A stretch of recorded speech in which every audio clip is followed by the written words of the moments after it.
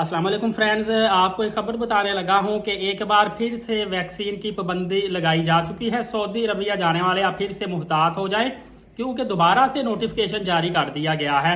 پہلے بھی ویکسینیشن کا نوٹیفیکیشن جاری تھا، جن لوگوں نے سیریس نہیں تھا لیا ان کو پتا ہے کتنی مشکلات کا سامنا کرنا پڑا اور ان کی فلائٹیں مس ہوئی ہیں اور انہیں پوری ٹکٹ جو ہے ضیاع کا سامنا کرنا پڑا ہے۔ اب پھر دوبارہ سعودی عربیہ نے کہا ہے کہ پرائیویٹ یا سرکاری حج پر جانے والے ویکسینیشن لازمی لگوائیں گے، سرٹیفکیٹ لازمی ہو۔ کچھ لوگ ایسے ہیں جو ویکسینیشن لگوا لیتے ہیں لیکن کارڈ حاصل نہیں کرتے، تو آپ کو پتا ہے کہ ایف آئی اے نے یا ایئرپورٹس پہ تو انہوں نے سرٹیفکیٹ کی بیس پہ یہ جسٹیفائی کرنا ہے نا کہ اس نے ویکسینیشن کروائی ہوئی ہے یا نہیں۔ اس لیے احتیاط کیجئے گا۔ میننجائٹس جو گردن توڑ بخار ہے یہ بھی آپ نے کروانی ہے۔ سرکاری حاضمین جو ہے ڈیفینیٹلی انہوں نے حاجی کیمپوں میں جانا، وہاں سے ان کو ویکسینیشن لگے گی اور ساتھ سرٹیفکیٹ بھی لازمی طور پر ملے گا۔ پرائیویٹ حاضمین حجاج ہو سکتا ہے ان کی بھی حاجی کیمپ سے ملے، باہر انہوں نے اپنے ٹریول ایجنٹ سے رابطہ کرنا ہے، وہ ان کو بتائیں گے۔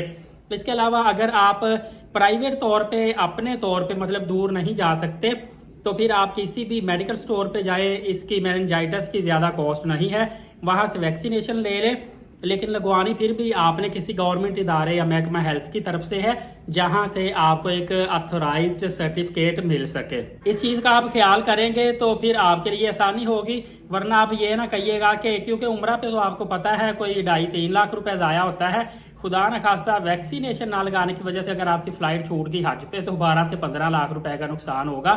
تو کوشش کیجئے گا اس چیزوں کا آپ دھیان کریں۔ اب یہ نہیں پتا کہ اگر آپ نے ویکسینیشن نہ لگوائی تو آپ کو ایئرپورٹ پہ لگا کے سرٹیفکیٹ دیتے ہیں یا تھوڑی سی سختی کرتے ہیں یا آپ کو فلائٹ میں نہیں جانے دیتے، یہ تو اب ڈیپینڈ کرتا ہے ایئر لائن والوں پہ، کیونکہ گاکا کی طرف سے انہوں نے پھر دوبارہ سے نوٹس جاری کیا ہوا ہے تمام تر ایئر لائنوں کو، اور ڈیفینیٹلی انہوں نے منوعاً اس نوٹس پہ عمل درآمد کرنا ہے۔